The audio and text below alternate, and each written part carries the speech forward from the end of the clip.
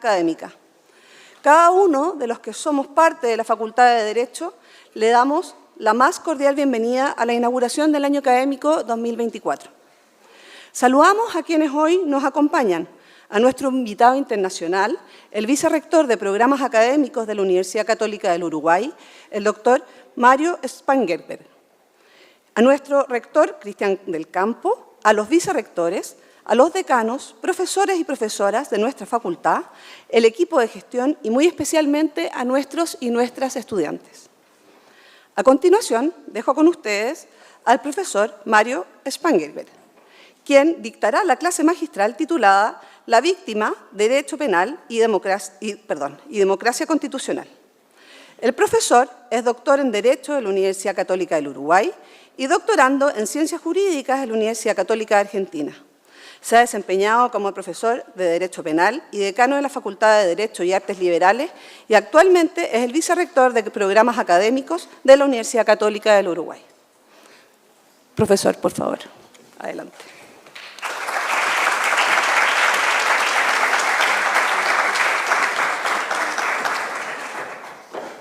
Bueno, muchísimas gracias. Primero, siempre es un acto arriesgado aplaudir antes de escuchar al que va a hablar, pero se los agradezco enormemente.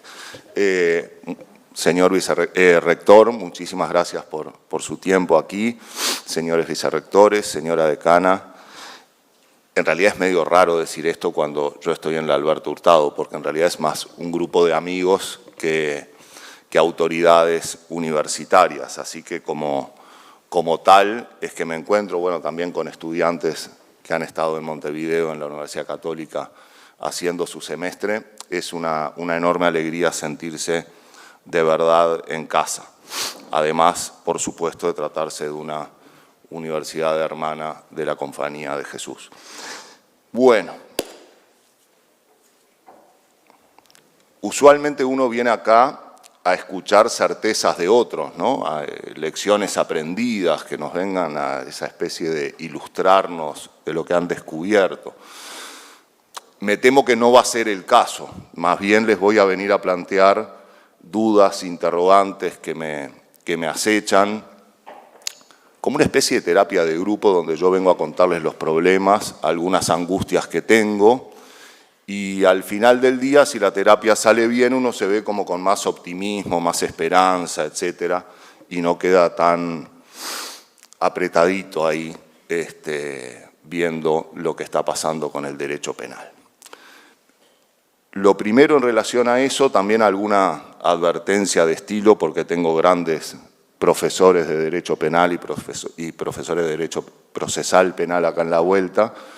Mil disculpas de antemano, voy a exagerar algunos puntos, sé que no son tan así como los voy a plantear, pero sirven para ilustrar algunas cuestiones que me parece que hay que poner negro sobre blanco para facilitar la comprensión, sobre todo de los estudiantes, a los de primero de pregrado, tengan confianza que el derecho tampoco es tan malo como esto que yo voy a plantear.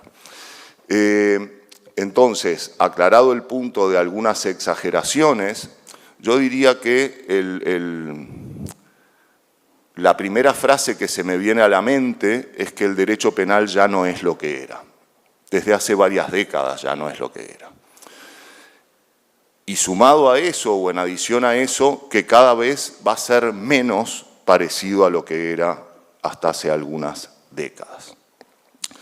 Pero para eso conviene recordar en qué derecho penal nos formamos, de dónde viene ese majestuoso edificio dogmático, pero también regulatorio, también de principios, también de soluciones jurídicas a la convivencia humana. Y aunque a muchos les pueda llamar la atención, el derecho penal ha sido definido de formas muy extrañas, pero muy elocuentes, diría yo, muy gráficas, por alguno de los mejores profesores de la historia. Así Frank von Liszt decía, el derecho penal es la magna carta del delincuente. ¡Wow!, dice uno, ¿cómo la constitución del delincuente? Y sí, y lo decía sin ningún pudor, no lo decía en un tono peyorativo. Lo que estaba queriendo reflejar era que el edificio conceptual y regulatorio del derecho penal estaba armado para proteger, para garantizar y limitar la arbitrariedad punitiva del Estado, para limitar el uso de la fuerza estatal contra los habitantes. Y quiero decir habitantes acá de forma deliberada para no hablar de ciudadanos, porque todavía no eran ciudadanos. Luego Dorado Montero, el español, que era todavía más elocuente y con menos pelos en la lengua, decía: el derecho penal es el derecho protector de los criminales. Y de nuevo, no lo decía de una manera despectiva o para llamar la atención, estaba describiendo la realidad. Todos y cada uno de los principios del derecho penal, última ratio, subsidiariedad, legalidad, proporcionalidad, etcétera, fueron armados y diseñados bajo esta lógica de protección unidireccional del indagado de un delito respecto a lo que sobre él podía hacer el Estado. Y eso luego fue colándose no solo en principios, yo diría político-criminales o filosófico-políticos, como los de Cesare Beccaria en Dei Delitti e delle Pene, sino también en soluciones jurídicas concretas. Comenzaron a recogerse en las constituciones, en los códigos penales y procesales penales, en las distintas regulaciones y normativas nacionales y también internacionales. Y el derecho procesal penal, y que me perdonen los maestros aquí presentes, también adoptó esa lógica, insisto, de protección unidireccional del indagado respecto a lo que podía hacer con él el Estado. El indubio pro reo, el modo que interpretamos las circunstancias atenuantes y agravantes, y de ahí en adelante más de lo mismo. Si uno se pone a contrastar, no le cuenten a los profesores alemanes, pero si uno se pone a contrastar los postulados de Beccaria alrededor del 1760 con los modernos artículos y papers alemanes en la actualidad, es cierto que los actuales son mucho más sofisticados, pero la distancia conceptual es mucho más aparente que real. No hay un verdadero cambio de paradigma en el modo en que se entiende el derecho penal, para qué está hecho y qué es lo que esperamos de él. Sin embargo, hace unas décadas todo comenzó a cambiar. Y ese edificio majestuoso, aquellos que nos dedicamos a esto sabemos que los alemanes han llevado hasta el hartazgo la discusión de cada uno de los pequeños detalles de la teoría del hecho punible, etcétera, que parecía casi terminado, comenzó a verse atacado desde dos lugares que yo diría era insospechado que lo hicieran. Porque este cambio de paradigma, casi que esta herida de muerte al derecho penal clásico, no provino del propio derecho penal. Vino desde dos lugares, yo no sé si ajenos al derecho penal, pero sí, hay que decirlo con todas las letras, menospreciados por el derecho penal. En primer lugar, fue el derecho procesal penal y las reformas procesales penales, en particular en América Latina, las que comenzaron a socavar este edificio clásico que había durado tres siglos y medio. Derecho procesal penal, perdón Rafa, pero los penalistas miraban al derecho procesal penal como aquellos que se encargan de la parte ejecutiva, nosotros somos los pensadores. Vinieron estos a pensar y nos comenzaron a cambiar el edificio. Y luego desde otro lugar que todavía tenía mucha menos predilección por parte de los penalistas, que era el derecho internacional de los derechos humanos. Y es así que comienzan desde estos dos puntos a colapsarse el edificio. pero vayamos por partes. En primer lugar, las reformas procesales penales.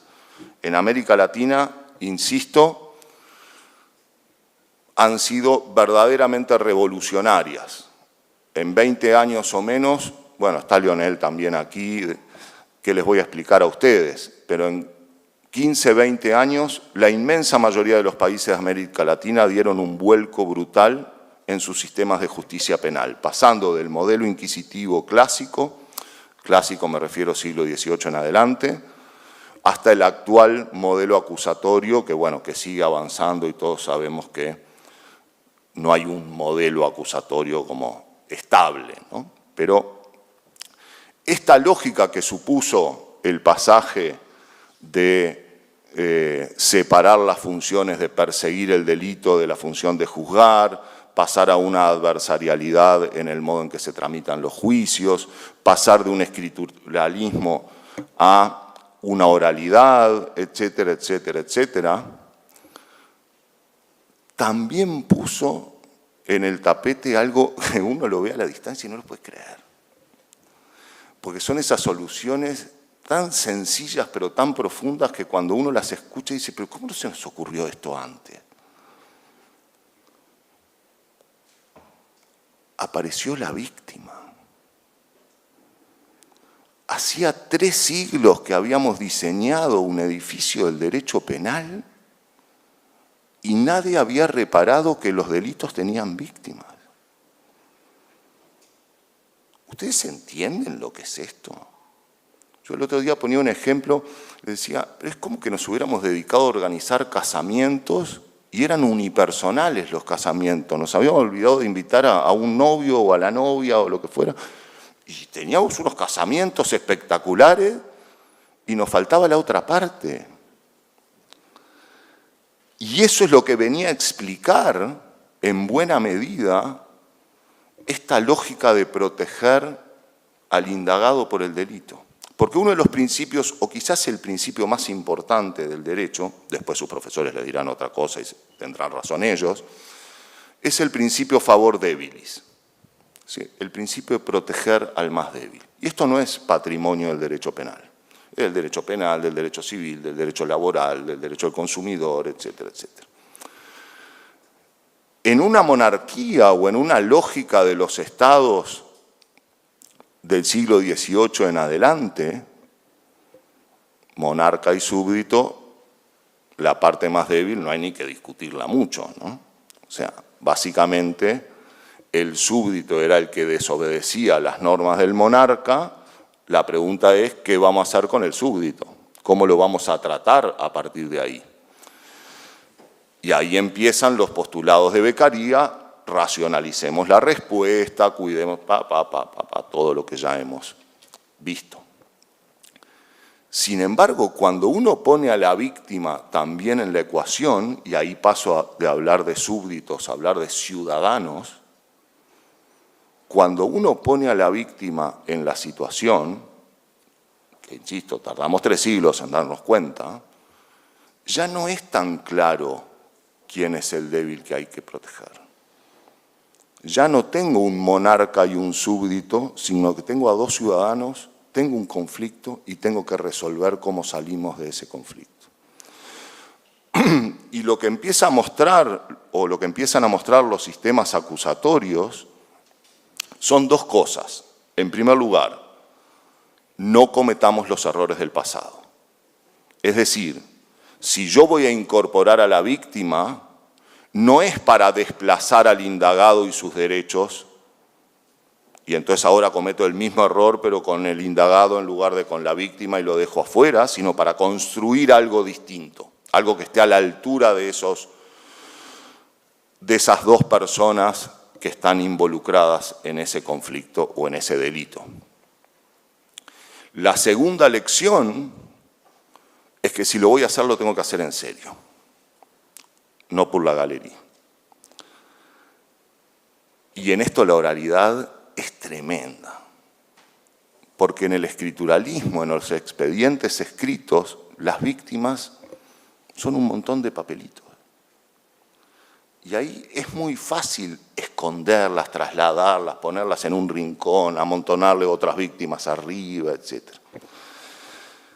Pero cuando uno tiene audiencias orales adversariales, la víctima está sentada ahí, llora, grita, huele mal, se queja, etc. Y no hay manera de traerla, ponerla en las espaldas y trasladarla a otra habitación. Y entonces cuando uno empieza a tomarla en serio, la pregunta es, ¿qué es lo que usted pretende de esto? ¿Cómo quiere que se le solucione este problema? ¿Qué podemos hacer? ¿Qué espera usted del sistema de justicia penal? Porque si no la tiene ahí como florero nomás. Si le reconozco su dignidad de tal, le tengo que preguntar qué es lo que espera usted al final del camino. Y ahí la víctima nos empieza a sorprender. No necesariamente quiere que linchen a la persona que cometió el delito. No necesariamente quiere que esté 20 años en la cárcel. Lo primero que quiere la víctima es que le devuelvan el celular que le robaron. Algo tan simple y tan concreto como eso. Quiere tener el televisor que tenía en la casa y ahora no lo tiene más y quiere ver el mismo programa que estaba viendo la semana pasada. Quiere que le devuelvan el dinero que le robaron. Quiere que... Empiezan a surgir una cantidad de cuestiones que para estar a la altura el derecho penal tiene que hacerse cargo también. Y acá hay una salida fácil, que es la que usualmente los sistemas de justicia comienzan a ensayar porque se ven tapados de causas, que es mirar al indagado y decirle, ¿y cuándo le devuelve usted el celular? Devuélvaselo y se va para su casa. Y casi todos los sistemas de justicia penal han andado este camino durante un tiempo. Bueno, esto ya lo advertía Aristóteles en la Ética Nicómaco. La justicia pública penal no puede consistir en un castigo que sea devolver lo que me había llevado. No puede consistir únicamente en eso. Tampoco se precisa ser Aristóteles para darse cuenta, ¿no? O sea, si a mí me descubren que me robé un televisor y con devolver el televisor robado me voy para mi casa y sigo como está, ¿cuál va a ser el argumento o la razón para que yo deje de robar televisores? Y fíjense que esto de la víctima nos coloca a alguien más en el camino. Porque ese que dice, quiero que dejen de robar televisores, no es ni el indagado ni la víctima, es el resto de la sociedad también, que dice, tenemos derecho a convivir pacíficamente. Usted, orden jurídico, de ius justo y de ordo regulador, tiene que hacerse cargo de esta situación. No es solo mimar al indagado, no es solo cumplir la voluntad de la víctima, usted tiene que hacerse cargo de la situación real.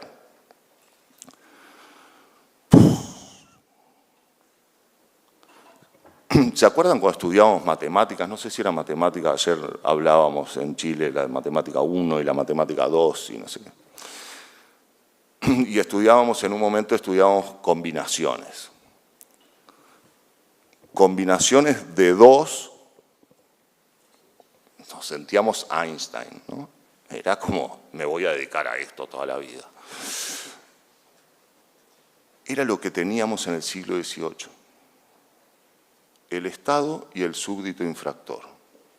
¿Qué hacemos con ellos? Es una papita. No hay nada para discutir ahí. Cuando venían combinaciones de 3, ya nos empezaban a gustar más las letras. De algún modo nos dábamos cuenta que no necesariamente habíamos nacido para esos desafíos. Estado, indagado, víctima. Insisto, no caer en la tentación de volver a una combinación de 2, sacar los derechos del indagado y quedarnos víctima y Estado. Ahora, mamita cuando íbamos a combinaciones de 4. Imposible de solucionar ese desafío. Estado, indagado, víctima, resto de la sociedad. Y resto de la sociedad no es el Estado. Si algo nos pasa en América Latina es que confundimos el Estado con la sociedad y son dos cosas claramente distintas. Tampoco el pueblo es 3 personas gritando en una esquina, si el pueblo no es el pueblo dónde está, no sé qué. Y es muchísimo más complejo de las soluciones que teníamos hasta el momento. Y es evidente que va a ser mucho más complejo comenzar a elaborar este nuevo derecho penal de una democracia constitucional. Pero nadie nos prometió que las democracias constitucionales fueran más fáciles que las monarquías o que las dictaduras. Las preferimos por otras razones, y vaya si tenemos razones para preferirlas. Es mucho más fácil una monarquía donde uno manda, estoy pensando en las monarquías del siglo XVIII, ¿no? Uno manda, el resto tiene que obedecer y de vez en cuando se le pide plata a los señores feudales y nos quedamos por ahí. Este proceso de elaboración del nuevo derecho penal abarca una cantidad de puntos y áreas que hasta hace poco tiempo eran absolutamente insospechados. La mayoría de los que estamos acá y nos graduamos de Derecho, y quizás algunos estudiantes también, si hubiéramos contestado alguna otra cosa en los exámenes, nos hubieran echado de la universidad. De verdad nos hubieran echado. Si uno no adoptaba, ¿no?, el decálogo de los principios clásicos, era como absurdo, esta persona no puede dedicarse al derecho.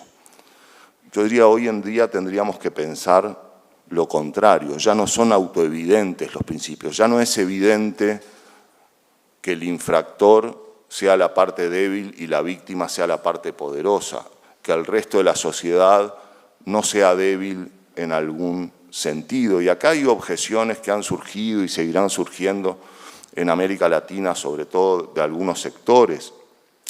Y es cierto que las cárceles están llenas de gente vulnerable, por supuesto que sí.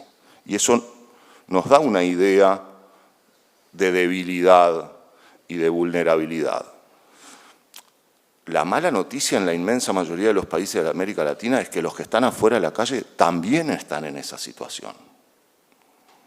No es un núcleo de poderosos y después el resto vive una situación distinta. Y esos también los tenemos que proteger. ¿Cómo venimos de tiempo? ¿5? Ah, perfecto, perfecto. Lo voy a hacer un poquito más cortito entonces. El enorme desafío es empezar a aprender a razonar todas y cada una de estas reglas. Quizás no nos sirva la misma receta de siempre para todos los delitos. Yo me imagino que seguramente no sea lo mismo la parte general para delitos de corrupción pública que la parte general para delitos sexuales. No tiene por qué ser la misma. Eso nos lo dijo alguien y lo venimos repitiendo y repitiendo y repitiendo, pero quizás no tenga que ser tan así. Quizás haya reglas y principios que tengan intensidades diversas respecto a situaciones diferentes. Claro que esto no debería quedar al arbitrio del fiscal de turno, del juez de turno, del conductor del programa de televisión de turno, que tiene que tener una lógica jurídica y de respeto a los derechos humanos. Pero sí tenemos que animarnos a pensarlos de un modo distinto.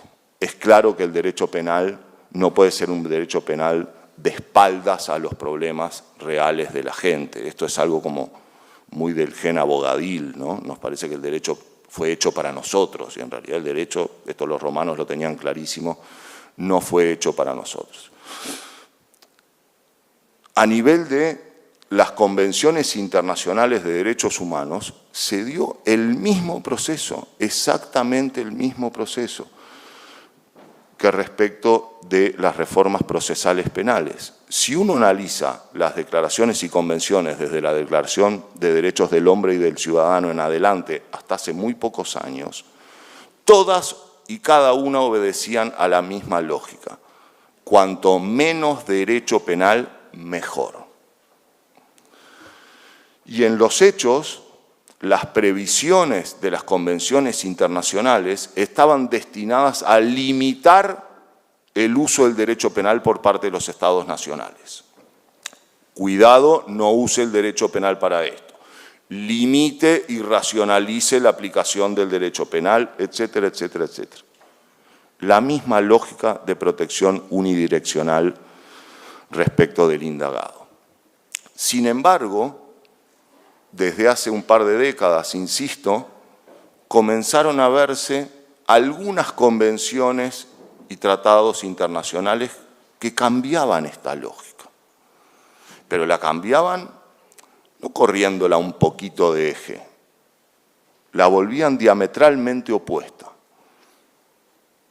Estatuto de Roma, crímenes de lesa humanidad, convenciones contra el genocidio, dejaron de hablar cuanto menos derecho penal mejor. Al revés, la lógica era: usted, señor Estado, no tiene derecho alguno a dejar sin castigar estos delitos. Y no me venga con sus normativas internas, no me venga con sus restricciones nacionales.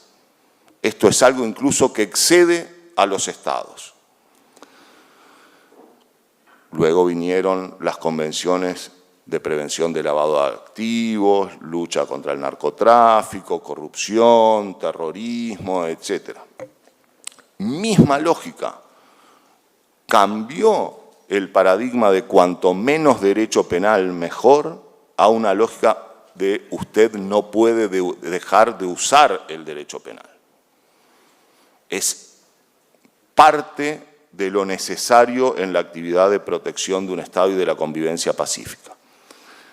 Y luego vino, en mi opinión, el mojón más deslumbrante en esto, que es la Convención de Belén do Pará.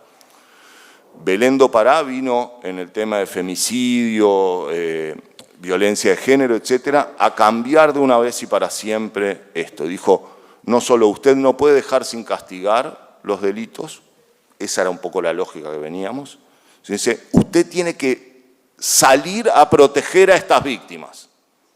No puede hacerse el distraído con esto. Tiene un rol activo en la prevención del delito y no solo en el castigo de los delincuentes. Sí, por supuesto, el castigo, pero antes tiene que adoptar medidas. Tiene que cambiar su legislación interna, tiene que empezar a tipificar estos delitos, tiene que tener registros de lo que ocurre. O sea, vaya cambio de paradigma.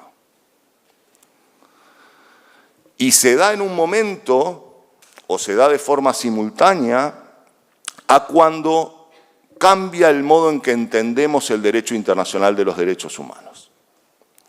Perdón todos los que se dedican a esto. Antes eran buenos deseos que se hacían brindando al finalizar una cumbre diplomática. Y cada uno volvía para su casa y si lo cumplía, y si no, veremos, nos encontraremos en la próxima cumbre diplomática. Y desearemos de nuevo. Desde hace un tiempo, los umbrales de protección a la dignidad humana, a los derechos fundamentales, etcétera, contenidos en instrumentos internacionales, tienen ius imperium, son de aplicación directa al interior de los Estados, incluso cuando no los recojan en su normativa interna. ¿Esto qué quiere decir? Y eso sobre todo a partir de la jurisprudencia de la Corte Interamericana y también del Tribunal Europeo de Derechos Humanos, pero un poco más tímido. Básicamente que dejaron de ser buenos deseos y es normativa jurídica aplicable directamente. O sea, no solo cambiamos el paradigma de cuál es el derecho penal que esperamos, sino además, ahora con esto no se hacen más chistes, tiene que aplicarlo de todos modos. No me venga a firmar si no tiene ganas de cumplirlo. Y es más, quizás, aunque no me firme, lo voy a obligar a cumplirlo de todos modos. Bueno, como entenderán, de alguna manera este edificio en el que los penalistas nos manejábamos y seguíamos repitiendo, etcétera, está lejos de ser lo que era. Muy lejos de ser lo que era. Y es más, como decía al principio, cada vez va a ser menos parecido a lo que era. Ahora bien, esto para los viejos es un desastre, todo lo que habíamos aprendido está puesto patas para arriba, ya no sabemos a qué autores referirnos, todos se escriben en un idioma que parece de hace 2 siglos y de otras sociedades, etc. si yo fuera joven, es el mejor momento de la historia para estudiar Derecho Penal. Tener la posibilidad de formar parte de la construcción de un derecho penal y en consecuencia de la construcción de la democracia constitucional al final del día es único en la historia. Y yo sé que todas las generaciones tienen algo refundacional y les parece que es como la cúspide de la humanidad en ese momento, etc. Pero este de verdad es un proceso que no es meramente generacional, que es un momento histórico brutal. Los invito a eso, se los pido porque es el derecho penal que nos van a armar para nosotros. Bertrand de Jouvenel hace unos años decía: el derecho se ha convertido en una jungla y ha perdido su alma. Y tenía razón. Regulación de regulación de regulación, norma interpretativa de la norma de no sé qué. Y uno tiene que consultar 80 normas para saber qué es lo que se ha resuelto en esto y le van a decir, y además hay 2 bibliotecas, porque puede haber una tercera también. Es una jungla, una verdadera jungla. Hecha para tecnócratas, obviamente. Yo los invito a pensar en desandar esta jungla jurídica, en ver el derecho y el derecho penal desde otro lugar y quizás algún día podamos devolverle el alma al derecho. Muchas gracias.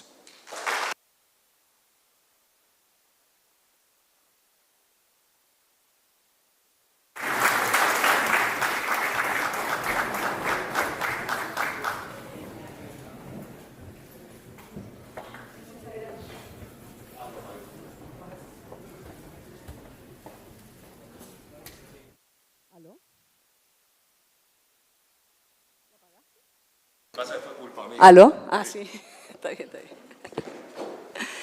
Muchas gracias, Mario, por tu brillante intervención y esperamos que todos nuestros estudiantes que están aquí efectivamente reflexionen en torno a las recomendaciones que hizo el vicerrector. A continuación, dejo con ustedes a nuestra decana y profesora, la doctora Miriam Enríquez, quien presentará la cuenta anual de la Facultad del año 2023. Por favor.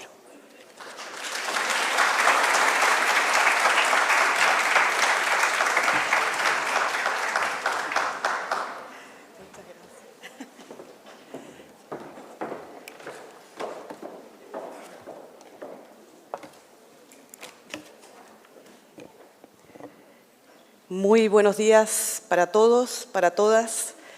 Buenos días, rector de la Universidad Alberto Hurtado, vicerrectores, vicerrectora, autoridades universitarias, profesoras, profesores, estudiantes y público en general que engalanan con su presencia este solemne acto de inauguración del año académico de nuestra facultad y su cuenta anual. Profesor Mario Spangenberg, vicerrector de programas académicos de la Universidad Hermana Católica del Uruguay, muchas gracias por aceptar esta invitación, nuestra invitación, para inaugurar el año académico con una conferencia dedicada a un tema vinculado con la víctima en el derecho penal y la democracia constitucional que nos hace tanto sentido como Facultad de Derecho.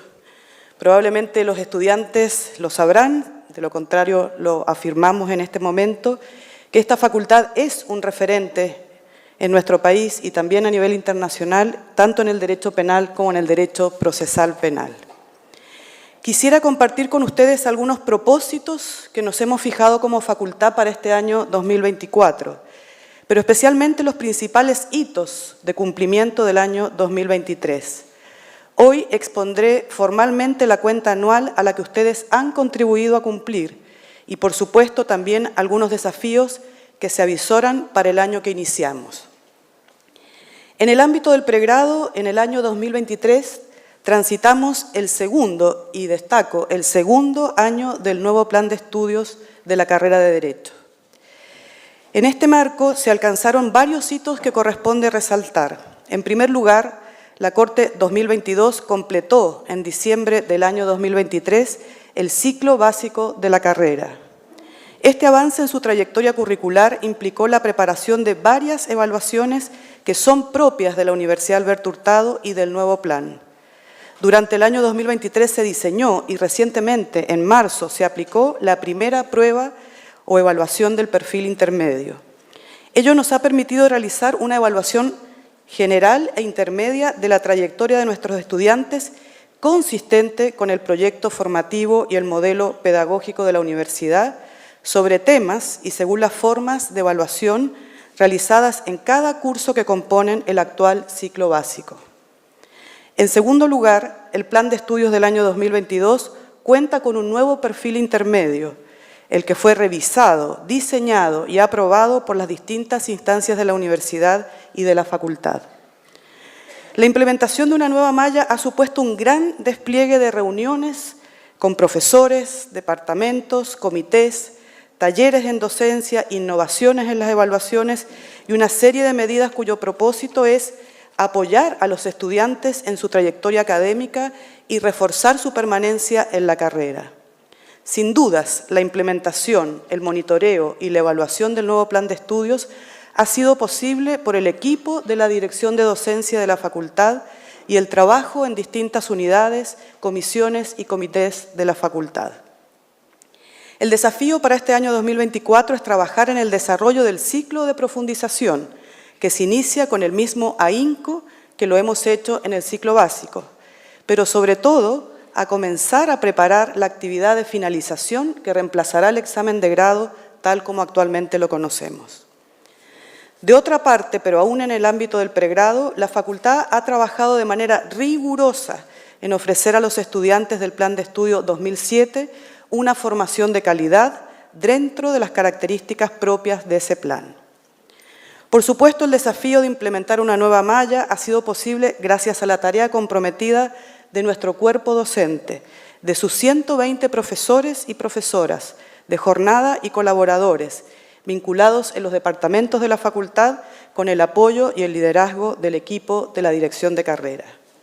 En el pregrado, entonces, el desafío que estamos acometiendo es la implementación gradual y con paso firme del nuevo plan de estudios, que éste coexista con el Plan de Estudio 2007 y que ambos mantengan y profundicen la excelencia, la rigurosidad y la integralidad en la formación de nuestros estudiantes propios del sello de la Universidad Alberto Hurtado. En 2023 continuamos en la senda de profundizar las acciones de acompañamiento de la trayectoria formativa de los estudiantes de toda la carrera. El acento se colocó, como en el año 2022, en reforzar las actividades académicas y de participación universitaria de los estudiantes. Fue con este objetivo que la Dirección de Vinculación con los Estudiantes, dependiente de la Dirección de Carrera, continuó ampliando los alcances del programa de acompañamiento de la facultad, por medio de las tutorías pares y específicas. Este año se reestructuró el programa de acompañamiento orientándose al cuidado y a la salud mental de quienes reciben acompañamiento como de quienes son tutores y tutoras. 57 tutores, de manera generosa y desinteresada, brindaron orientación académica y acompañamiento psicoemocional a los estudiantes de la carrera que lo requirieron. Los tutores pares y los tutores específicos nuevamente fueron protagonistas de los hitos del año 2023. Organizaron talleres de formación para monitores contra la violencia de género en colaboración con la UPE.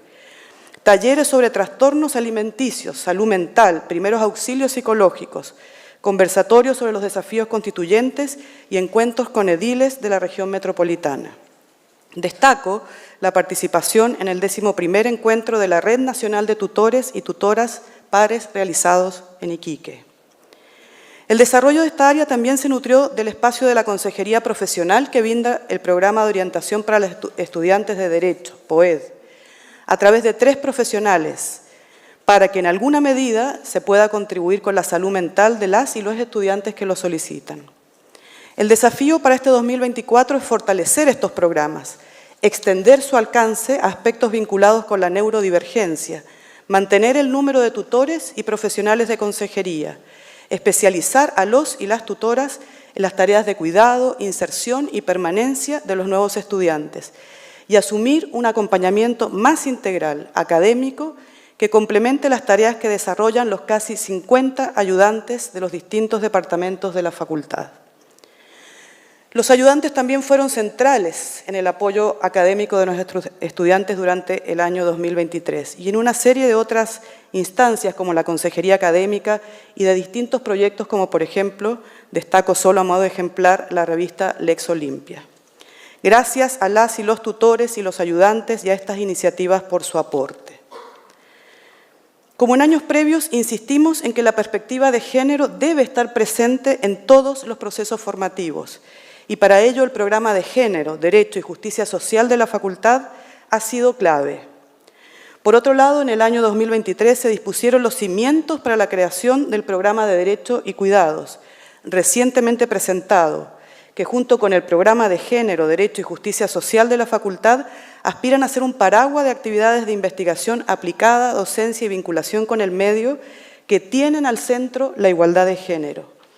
Estamos conscientes que el reto es mayúsculo en este ámbito, pero estamos dispuestos y decididos a seguir avanzando. En el área de posgrado nos planteamos como objetivo fortalecer los actuales programas y ampliar la oferta de programas de posgrado y educación continua. El equipo de la Dirección de Posgrado se afanó con éxito en el cumplimiento de esos objetivos. Durante el año pasado se desarrollaron 14 diplomados y postítulos y varios cursos cerrados. Se alcanzó un número aproximado de 450 estudiantes de todo el país y del extranjero. A ellos se suman los más de 25 estudiantes del Magíster en Prevención, Seguridad Urbana y Política Criminal. Uno de los hitos principales de posgrado en 2023 fue el inicio de las actividades lectivas de la primera corte del programa de doctorado en Derecho.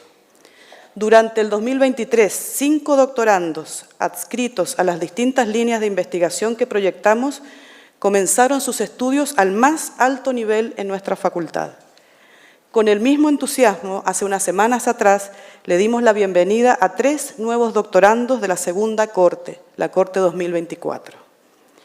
Quiero decirles que nos sentimos sumamente orgullosos de transitar por el segundo año del doctorado, pero especialmente expectantes y esperanzados de habernos sometido al proceso de autoevaluación y de acreditación, cuyos resultados esperamos en las próximas semanas.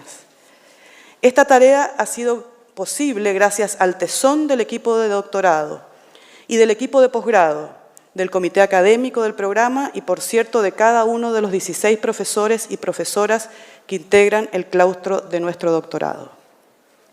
Un segundo hito relevante del año 2023 fue el diseño y la aprobación de 2 programas de Magíster en Derecho. El Magíster en Derecho Penal, que esperamos se inicie el segundo semestre de este año, y el Magíster de Derecho Público, que esperamos se inicie en los próximos días. Además, se encuentra en una fase muy avanzada el diseño de un Magíster en Derecho Procesal.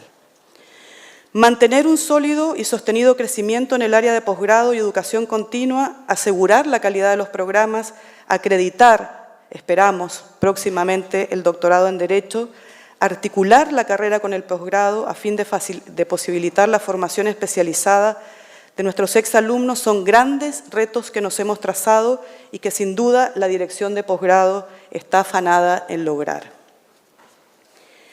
En el área de investigación estamos empeñados en aumentar las publicaciones científicas y su impacto, así como crecer en la adjudicación de proyectos financiados con fondos concursables externos e internos. Lo anterior, tanto de los profesores de jornada como de los profesores colaboradores y ayudantes. Este interés de la facultad se tradujo en el año 2023 en un trabajo decidido y liderado por la Dirección de Investigación de evaluación y revisión de la política de investigación de la facultad vigente hasta esa fecha. Este ejercicio participativo de nuestros profesores culminó con la aprobación por el Consejo de Facultad de una nueva política de investigación para los años 2024 al 2030. En esta política se plasman los ejes estratégicos que delinean nuestras prioridades y las acciones concretas que queremos llevar a cabo para alcanzar los objetivos que la universidad y que la facultad se han propuesto para seguir creciendo en coordinación con los departamentos. Nos hemos propuesto avanzar hacia la desconcentración de la productividad, aumentar el número de publicaciones de alto impacto y su debida divulgación a la comunidad jurídica, orientar e incentivar la investigación de los miembros de la facultad a aquellos productos que se ajustan a las métricas vigentes, Avanzar a una investigación asociativa, interdisciplinaria e internacional. Vincular la investigación desarrollada en etapas tempranas de la carrera académica, tanto en pregrado como posgrado. E incorporar de manera consciente y sistemática la perspectiva de género, la inclusión y los cuidados en las actividades investigativas de la facultad. También nos hemos colocado como meta desarrollar o participar de centros de investigación aplicada que nucleen y potencien las líneas más consolidadas de investigación. En tal sentido, se destaca la participación de la facultad en el Centro Interdisciplinar de Políticas Públicas, una iniciativa desarrollada junto a la Facultad de Ciencias Sociales, también la Facultad de Economía y Negocios, y el trabajo en el Centro Imputatio. El reto es mantener estos logros y complejizarlos, por ejemplo, propiciando la formación de equipos de investigación interdisciplinarios para incrementar el aporte e importancia de las investigaciones de los problemas complejos, y nos desvela vincular cada vez más los resultados de investigación con la formación del pregrado, registrar dichos resultados y medir su impacto. En el área de vinculación con el medio nos hemos propuesto priorizar aquellas actividades que tengan mayor incidencia en los temas relevantes nacionales, que dialoguen fluidamente con la formación del pregrado y supongan esfuerzos colectivos. En esa línea, el año pasado nos planteamos el desafío de continuar con las labores de incidencia del núcleo constitucional de la Universidad Alberto Hurtado, en el marco del tercer proceso constituyente ante el Consejo Constitucional. De este modo, durante el año 2023 fuimos sede de audiencias públicas. Nuestros profesores y profesoras se presentaron tanto ante la comisión experta como ante el Consejo Constitucional. Incluso algunos de nuestros profesores fueron nombrados como expertos y árbitros en el proceso. En el contexto de las publicaciones, los profesores de la facultad desarrollaron una obra colectiva que repasó las bases institucionales del proceso, así como las observaciones al anteproyecto constitucional. La obra fue titulada La Encrucijada Constitucional de Chile, publicada por Ediciones Universidad Alberto Hurtado. Además, se publicó el libro Análisis de los órganos constitucionales del sistema de justicia, dirigido y escrito por el eje, los profesores del eje Sistema de Justicia, liderados por el profesor Rafael Blanco. Al igual que en el año 2022, presentamos y promovimos en conjunto con organizaciones de la sociedad civil, Comunidad Mujer y Yo Cuido, una iniciativa popular de norma constitucional sobre el derecho a los cuidados, que alcanzó las firmas necesarias para ser discutida y votada en el Pleno del Consejo Constitucional. Además, el Núcleo Constitucional realizó seminarios abiertos, clases abiertas a la ciudadanía, cápsulas explicativas, encuestas de opinión, columnas, entrevistas y un largo etcétera. El trabajo sostenido del Núcleo Constitucional y los desafíos del cambio constitucional y legislativo próximos invitaron a su equipo a trabajar durante todo el 2023 en institucionalizar su trabajo como una unidad de investigación asociativa de la universidad. Con gran orgullo podemos señalar que el Núcleo Constitucional, o su nombre, Núcleo de Análisis Político Constitucional, es, desde ayer, un centro de pertinencia pública y relevancia social. Honramos así nuestro carácter de institución con una orientación pública y de servicio al país. Sin embargo, las actividades del Núcleo Constitucional fueron varias, entre tantas más actividades significativas que impulsó la facultad. Durante el año 2023 se desarrollaron más de 40 seminarios de investigación, seminarios abiertos, conversatorios, coloquios, debates. Solo a modo ejemplar señalo el desarrollo del proyecto de capacitación financiera para los vecinos y vecinas del barrio Brasil, la construcción del catastro de víctimas del estallido junto a la Subsecretaría de Derechos Humanos, Biodemos y la Universidad de California, la organización de las 7ª Jornadas Nacionales de Derechos de Familia y la 2ª Conferencia Anual de ICONS Chile. También nos propusimos ampliar y diversificar los vínculos con instituciones prestigiosas extranjeras que repercutan en la formación de pregrado a través de concursos, pasantías de investigación e intercambios estudiantiles. En el año 2023, 11 de nuestras y nuestros estudiantes participaron de manera destacada en concursos internacionales en Estados Unidos, Países Bajos, Perú y Uruguay. Sus logros realmente nos llenan de satisfacción. Durante el año 2023, 65 de nuestras estudiantes de nuestros y nuestras estudiantes realizaron pasantías laborales en diversas instituciones públicas y privadas, tales como el Instituto de Derechos Humanos, la Subsecretaría de Derechos Humanos, el Consejo de Defensa del Estado, el Instituto de Igualdad, CONADECUS, Centro de Estudios Públicos, Fiscalía Nacional Económica. Realmente la lista es muy extensa, también consultoras, estudios jurídicos, e insisto, un gran número de instituciones cada vez se vinculan más con la Facultad de Derecho para generar una formación integral, práctica de nuestros estudiantes y una incorporación laboral temprana como futuros y futuras abogadas. Cabe destacar también que durante el año 2023 se puso en marcha el programa Nuevo Mundo Derecho, desarrollado de manera conjunta con la Facultad de Derecho de la Universidad Católica del Uruguay. Quisiera hacer una mención especial al actual vicerrector de la Universidad Católica del Uruguay, entonces decano de la Facultad de Derecho, el profesor Mario Spangenberg, que impulsó con entusiasmo este proyecto. Con satisfacción podemos decir que durante el segundo semestre del año 2023, 2 de nuestros estudiantes realizaron una experiencia de un semestre, una experiencia académica y también una experiencia laboral en dicha universidad en Montevideo. Actualmente 2 de nuestros estudiantes se encuentran desarrollando un semestre en la Universidad Católica de Córdoba. Además, la próxima semana otros 5 estudiantes realizarán una pasantía en la Universidad Católica de Córdoba, en Argentina. Con ello se cumple un doble anhelo: promover la internacionalización de nuestros estudiantes y estrechar lazos con las universidades jesuitas de la región. Cabe decir que todas las actividades desplegadas en estos ámbitos han sido posibles gracias a la tarea de los departamentos, al Centro de Seguridad Urbana, al Programa de Mediación y Resolución de Conflictos, a la Escuela de Formación Sindical Clotario Blest, a las clínicas jurídicas en sus 13 consultorios y a las direcciones de áreas, pero especialmente por el denodado esfuerzo del equipo de la Dirección de Vinculación con el Medio y las Relaciones Internacionales. Para ir concluyendo, en fin, no es posible sintetizar un año de trabajo mancomunado en pocos minutos. Sé que omito muchas actividades y muchos esfuerzos desarrollados. Hay mucho trabajo silencioso, personas que despliegan su vocación por ser mejores en silencio, pero que son el cimiento que se expone en esta cuenta. Cada integrante de esta comunidad, como nos gusta llamarnos, sabe cuán valioso es para que este engranaje funcione, para que nuestra comunidad funcione. En síntesis, hemos trabajado para brindar una formación jurídica de calidad en concordancia con la misión de nuestra universidad, que es servir a la sociedad, proyectando la tradición educacional jesuita, entregando una formación integral a nuestros estudiantes. Muchísimas gracias.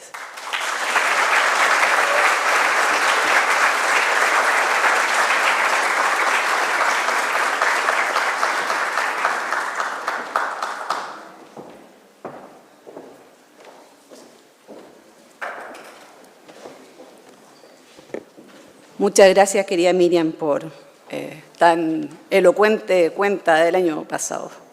Queremos agradecer a cada uno de los participantes en esta actividad de haber sido parte de nuestro acto de la inauguración del año académico y les deseamos a todos ustedes que tengan un excelente día. Muchas gracias.